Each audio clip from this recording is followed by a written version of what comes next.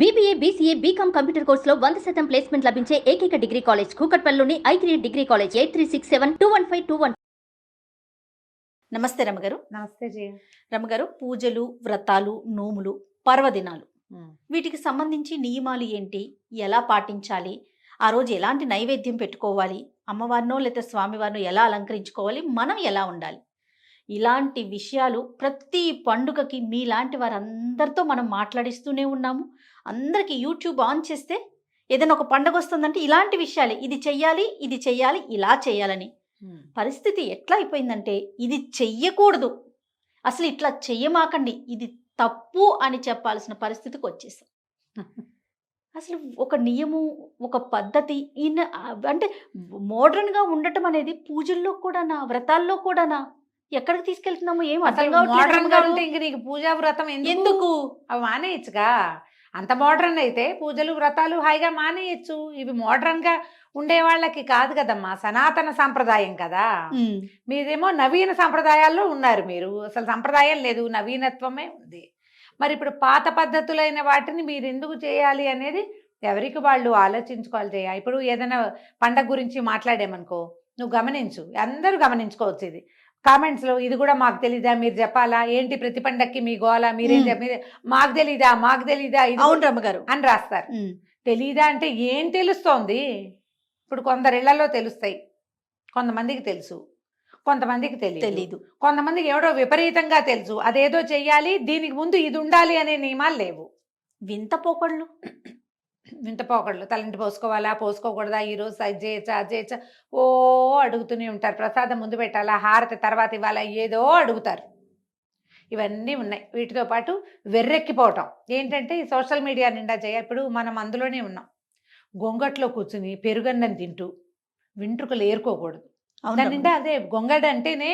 ఇప్పుడు ఈ సామెత చెప్తానా ప్రతిసారి, అంటే ఏమిటి ఆలోచించట్లేదు జనాలు. గొంగళి అంటే వెంట్రుకలతో నేసిన వస్త్రం. అవును, వెంట్రుకలే దాని నిండా. ప్యూర్. అందులో కూర్చొని నువ్వు పెరుగన్నం కలిపావు, కలపంగానే అయ్యిందా మొత్తం వెంట్రుకలేనా? మరి నువ్వు ముద్దకి వెంట్రుకలు ఏరుకుంటానంటే ఎట్లా? మనం చేసేదే అది, కానీ కొన్ని చెప్పాల్సే వస్తుంది. అంతే కదా రమ్మగారు. ప్రతి ఒక్కరు ఎవరికి వాళ్ళు మనకెందుకులైనా ఊరుకునే పరిస్థితి కాదు కదా. కాదు, ఇప్పుడు మీరు భ్రష్టు పట్టించేస్తే ఎట్లాగా సంప్రదాయాన్ని? ఎక్కడికో పోతుంటే ఎలాగమ్మా? మరి ఇప్పుడు మనం చూస్తామా ఏంటో, వాళ్ళ ఇళ్లలో ప్రతిసారి చెప్తాం మీ ఇంట్లో లేకపోతే చెయ్యొద్దు, మీ ఇంట్లో ఉంటే చెయ్యండి ఒకటి. రెండోది, పోనీ ఎవరినైనా గురువు గారినో ఎవరో ఒక పెద్దవారినో ఆశ్రయించి వారు చెప్పిన మాట విని వాళ్ళు చెప్పిన రకంగా పద్ధతి ఏటా అదే చేసుకోండి. రెండోది.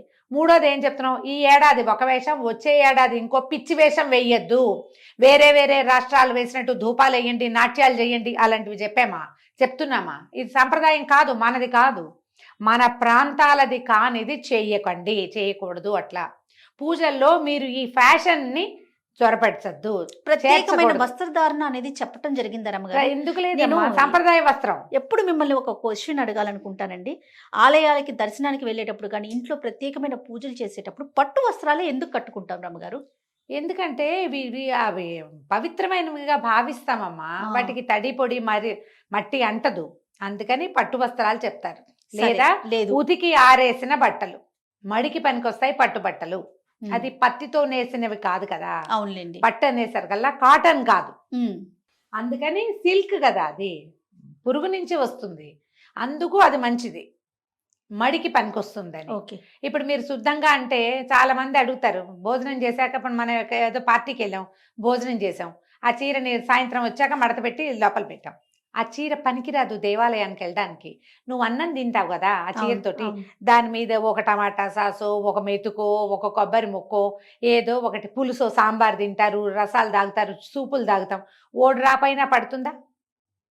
పడతా? అబ్బాయి మేము బాగా తింటామండి, నువ్వు చక్కగా తింటావు, మీ పక్కవాడు ఎవడో ప్లేట్ పుచ్చుకెళ్తాడు, ఆ ప్లేట్ నీ చీరకు రాసుకునే పోతుందా? అన్నం అంటిన బట్టలతోటి పవిత్రమైన స్థలాలకి వెళ్ళకూడదు, ఆ చీర కట్టుకుని మళ్ళీ పూజలకి కూర్చోకూడదు, పేరెంటాలకి వెళ్ళకూడదు. నువ్వు మళ్ళీ ఇలాంటి పార్టీకి పోతానంటే పో, కానీ పూజ చేసేటప్పుడు ప్రత్యేకంగా చెప్తాం, ప్రతిసారి శుభ్రమైన వస్త్రాలు, పట్టే కాదు ఉతికినవి శుభ్రమైన బట్టలైనా కట్టుకోవాలి. అమ్మ ఒంటి నిండా గుడ్డుండాలమ్మా, మెయిన్. ఇది చెప్పాలా మీకు చెప్పాలా? అసలు నాకు అర్థం కాదు, చెప్పాలా ఇది? మీరు ఒంటి నిండా బట్టలు వేసుకోండి అని మీకు ఎవరైనా చెప్పాలా? అది కూడా చెప్పించుకునే స్థితికి వస్తే మీరు మనుషులుగా ఏ లెవెల్లో ఉన్నట్టమ్మా? కొంచెం ఆలోచించుకోవద్దా? ఆలోచించుకో. అవును రమ్మగారు. ఓ పెద్దవారిని చూడ్డానికి వెళ్తారు. ఆ. ఏ పెద్దవారి దగ్గరికి కాలు మీద కాలు వేసుకుని కూర్చోటము, మోకాళ్ళు కనపడేలాగా, ఛాతీ కనపడేలాగా, భుజాలు కనపడుతుంటే అవతల వాళ్ళకి నీ పట్ల ఎలాంటి వాళ్ళ భావాలు మార్చుకోవాలి కాదు, వెగటుగా కనపడతారు మీకు మీరు. వాళ్ళు సరైన వాళ్ళు కాదని మీరు అనకూడదు. మిమ్మల్ని ప్రపంచమంతా చూస్తోంది ఇప్పుడు. ఎందుకంటే మనం ఒక చోటుకి వెళ్తే ఆ ఒక చోటనే ఉంటలేదా, వెంటనే కెమెరా పెడతాం, దాంట్లో మనం చూపిస్తాం, వెంటనే దాన్ని అప్లోడ్ చేస్తాం. ఒక అరగంటలో 100 వస్తాయి.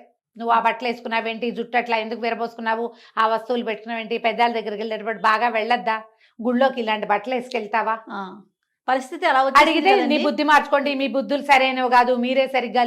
వాళ్ళు సరిగ్గా లేరా, నువ్వు ఉన్నావా సరిగ్గా? నీ లోపల ఒక ప్రశ్న ఉందా, అసలు నీకు ఉందా? అలా చేయకూడదు అనే భావన కూడా రావట్లేదు. సమస్య అది. ప్రధానంగా మనం కొన్నిటికైనా ప్రత్యేకంగా ఇక్కడ మనం సరిగ్గా ఉండాలి. సరిగ్గా అంటే వాట్ ఈజ్ సరిగ్గా. ఇతరులకి మన పట్ల ఆకర్షణో లేకపోతే వాళ్ళు మళ్ళీ చూసే విధంగానో మనం ఉండకూడదు. నువ్వు అందంగా చక్కగా ఉన్నావు, ఎంతో పవిత్రంగా ఉన్నావు, 4 సార్లు చూశారు, వాళ్ళ దృష్టి పాజిటివ్గా పోతుంది, నెగిటివ్గా పోకూడదు. అందరూ చూస్తారు. ఇప్పుడు కళగా తయారైంది ఎవరో లక్ష్మీదేవి లాగా మెన్నిండా నగబెట్టుకుని, చెవులకు పెద్ద పెద్ద ఆభరణాలు, జెండిండా పువ్వులు పెట్టుకుని, చక్కగా పట్టు చీర కట్టుకుని లక్ష్మీదేవల్లే తయారైతే ఎంత కళగా ఉంది పిల్లని పదే పదే చూస్తారు. అది ప్లస్. నీ ఒళ్ళు కనపడుతోంది, ఏమిటి ఇలా వచ్చింది అని చూస్తారు, భలేగా ఉందే అనిపించవచ్చు. వాళ్ళకి ఏమనిపిస్తున్నాయో ఇవన్నీ మైనస్లు కాదా? ఈ మైనస్లు ఎక్కడికి వెళ్తాయి మీకు అర్థమవుతుందా? ఎలా పాజిటివ్ మీకు ప్లస్ అవుతుందో అలాగే నెగిటివ్ మీకు మైనస్ అవుతుంది. ఇది వాళ్ళెవరి బుద్ధో వాళ్ళెవరిదో కాదు, మీదే. అది నీకు దిష్టి తగలదా?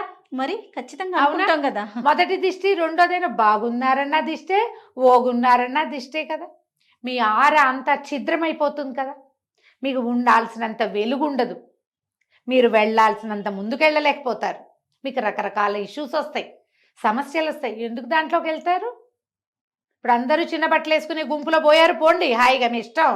ఆ వెళ్ళే ప్లేసెస్ కి వెళ్ళండి. అందరూ అలా వెళ్తారు. అక్కడ ఆడ్మెన్ అవుట్ లాగా నువ్వు చీర కట్టుకుని వెళ్ళు, నగేసుకెళ్ళని ఎవడో చెప్పడు. మరి కానీ నువ్వు సరిగ్గా ప్రవర్తించవలసిన చోట సరిగ్గా ప్రవర్తించమని నీకు ఒకళ్ళు చెప్పాలా? నా క్వశ్చన్ అదే.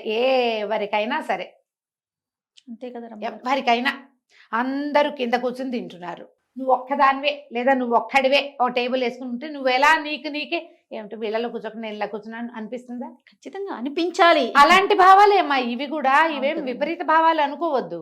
ఇది ఒకటి. వస్త్రధారణ సంగతి ఒకటి పక్కన పెడితే, వస్త్రధారణ ఒకటైతే, ఇప్పుడు ఇటీవల చూస్తున్నది ఏంటంటే, ఏదైనా పూజ అనగానే పెద్ద మండపం, బోలెడన్ని పువ్వులు, విపరీతమైన అలంకారము, ఏమిటేమిటో.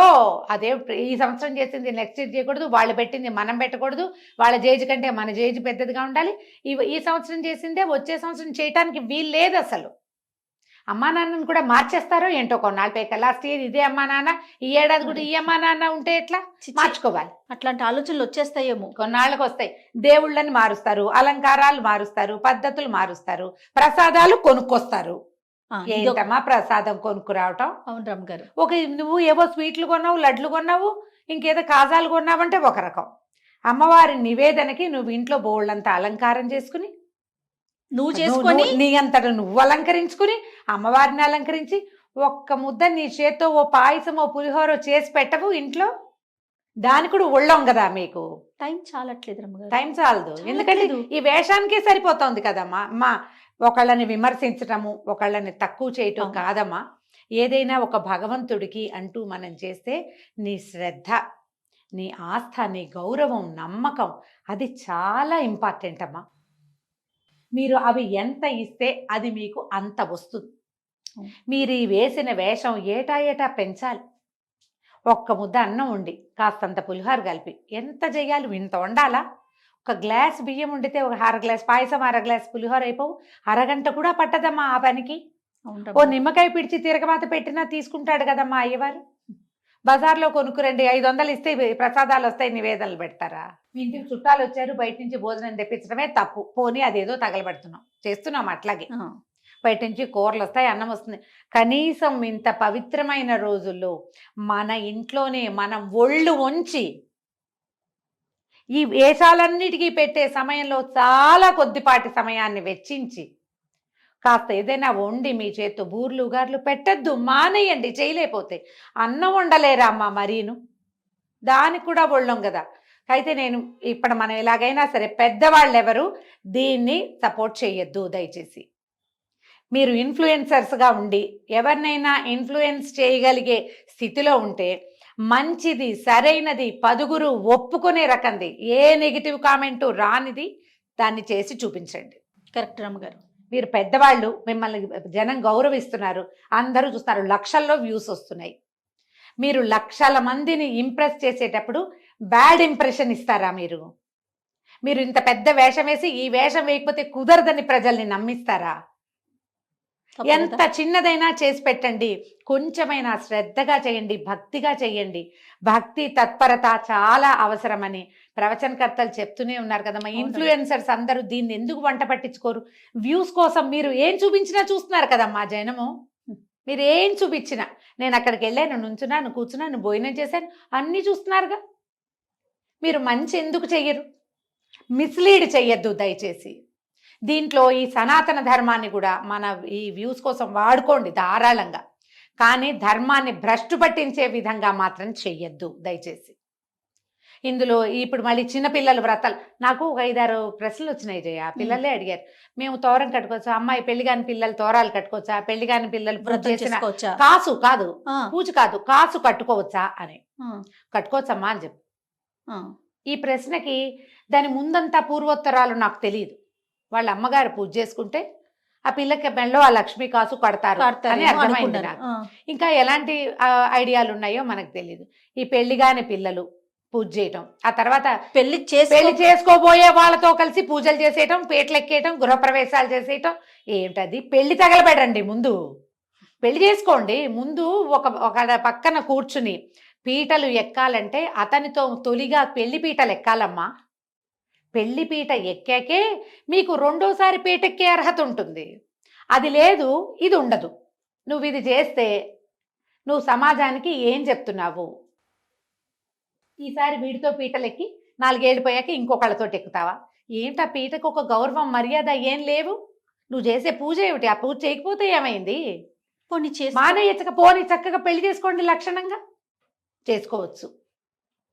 గృహప్రవేశాలు కానీ ఏవైనా సరే దంపతులు దంపతులు దంపతులు అని చెప్తారు. దాంపత్యం అంటే మీరిద్దరూ ఎక్కడో కలిసి ఉండటం కాదు, మీకు శాస్త్రవిహితంగా వివాహం అవటం. ఈ శాస్త్రంలో మనలాగా ఇప్పుడు సివిల్ మ్యారేజ్ మనం చేసుకుంటాం, వాళ్ళంతా యజ్ఞం హోమం చేసి ఓ బ్రాహ్మణాయన కూర్చుని, అదే కాదమ్మా.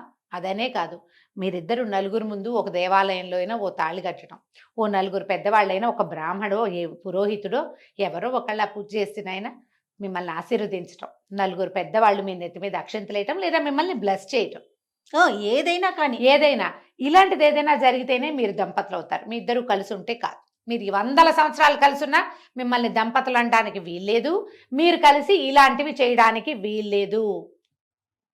వీళ్ళని ఇప్పుడు కొన్నిటిని చూస్తాం, బాయ్కాట్ దట్టు, బాయ్కాట్ దిస్సు చూస్తూ ఉంటాం. ఒక యాక్టర్ ఎక్కడైనా చెడ్డగా మాట్లాడారనుకో జయ, వెంటనే వాడిని బాయ్కాట్ అంటారు. అతన్ని బాయ్కాట్ అంటే, నాకు ఈ మాట ఎప్పటి నుంచో చెప్పాలనుకున్నా. ఒక్క ఆయన నువ్వు బాయ్కాట్ చేస్తానంటే, ఆయన ఒక సినిమాలో యాక్ట్ చేస్తే ఆ సినిమాలో 24 క్రాఫ్ట్స్ ఉంటాయి కదమ్మా. ఓ డైరెక్టరు, ఓ ప్రొడ్యూసర్, వాళ్ళ డబ్బు, బోళ్ళంతమంది పని వాళ్ళు, ఈయన కోసం ఈ సినిమాని బ్యాన్ చేస్తే వీళ్ళందరూ ఏం తినాలమ్మా గడ్డి? మీరు బ్యాన్ చేయాలంటే ఏం చేయాలి? ఈ వ్యక్తికి మైక్ ఇవ్వద్దు, ఎవరు సరిగ్గా మాట్లాడలేదు, వాళ్ళ పద్ధతి మీకు నచ్చలేదు ప్రజలకి అంటే వాళ్ళని పబ్లిక్ ఫంక్షన్స్కి పిలవద్దు, వాళ్ళకి మైక్ ఇవ్వడానికి వీల్లేదు. ఏ ఇంటర్వ్యూలోనూ ఏ విలేకరి వాళ్ళని ప్రశ్నించకూడదు. బాయ్కాట్ చేయటం అంటే ఇది. అంతేగాని ఆయన యాక్ట్ చేసిన సినిమా మానేస్తారా? అది కాదు కదా, అది తప్పు. ఇప్పుడు కూడా ఎవరైతే ఇలాంటి పిచ్చి వేషాలు వేస్తారో వీళ్ళని వాళ్ళవి చూసేసి వాళ్ళని ప్రశ్నించడం కాదు, చూడ్డం మానేయండి. నువ్వు ఇది తప్పు చేసావు, నిన్ను మేము చూడం అనాలి ప్రజలు. వాళ్ళు ఎన్ని వీడియోలు పెట్టినా మీరు చూడద్దు, అప్పుడు తెలుస్తుంది. ప్రజలు మనల్ని నిరాకరించారు అనేది తెలియాలంటే చూస్తే వ్యూస్ వచ్చేస్తాయి, డబ్బులు వస్తాయి. అవును. కదా, నెగిటివ్ గా అయినా తప్పు ఎలా చూస్తారు. తెలుస్తుంది? తప్పు ఎట్లా తెలుస్తుంది? తప్పు కదా చూడటం మానేస్తే తెలియాల్సింది. ఇంకా అమ్మాయి ఆవిడ కనపడుతోంది, ఈవిడ ఈ అమ్మాయి నచ్చలేదు మీకు, అమ్మాయి చేసిన పని తప్పని తెలుస్తోంది, మీరు ప్రశ్నించినా ఆ అమ్మాయి మీకు సమాధానం చెప్పదు, అది ఎక్కడ ఉంటుంది దాని ప్రపంచంలో. ఏం చేయాలి వీళ్ళని? వాళ్ళు ఎక్కడ పెట్టినా మీరు వెళ్ళొద్దు, ఏం పెట్టినా మీరు చూడొద్దు, ఈ రెండు చేయాలి. ఇలా బాయ్కాట్ చేయండి. నా మటుకు నేను దీన్ని నమ్ముతాను జయ పూర్తిగా. యాక్టర్లను బాయ్కాట్ చేయటం, వాళ్ళని బాయ్కాట్ చేయటం, సినిమాలు మానేయటం. మిగిలిన వాళ్ళంతా ఏం చేయాలి? వాళ్ళ తప్పేం లేదు కదా పాపం. అవును. ఈ పొరపాటు చేసిన వాళ్ళని ఎంకరేజ్ చేయొద్దు. ఏ రకమైన వాళ్ళు చేసిన పనులు మీకు నచ్చట్లేదు, చూసి నువ్వు నాకు నచ్చలేదు అని చెప్పినా వాళ్ళు వినరు, చూడ్డం మానేయాలి. దయచేసి ఇన్ఫ్లుయెన్సర్స్ అందరికీ ఇది నా విన్నపం అమ్మ. పెద్దవాళ్ళో చిన్నవాళ్ళో మీరు ధర్మాన్ని ధర్మంగా విధి విధానం ప్రకారమే మీరు ఎంతైనా ముందుకు తీసుకెళ్ళండి. ప్రతి సంవత్సరం మీకు చేత వచ్చినట్టు చేసుకోండి. దీన్ని కొత్త పుంతలు తొక్కిద్దామన్న ఆలోచన దయచేసి చెయ్యొద్దు. రైట్. మీరు నగానాణ్యం ఏమి చేసినా పర్వాలేదు, మీ దానిపై శక్తి కొలది. మీ ఇష్టం, అందులో తప్పేం లేదమ్మా. కానీ ఏది ఎలా చేయాలో దాన్ని అట్లాగే చేయాలి. దాంట్లో మీదైన శైలిని పెట్టద్దు. ఆ పొరపాటు దానివల్ల ఏమవుతుందంటే మీ ముందు తరాలకి ఇవాళది మన కడుపు నిండిపోతుందేమో, ముందుకు ఎలా వెళ్తాం మనం? మన పిల్లలు ఏం నేర్చుకుంటారు దీని నుంచి? అంతే కదా. అది ఆలోచించండి దయచేసి. నమస్తే. నమస్తే.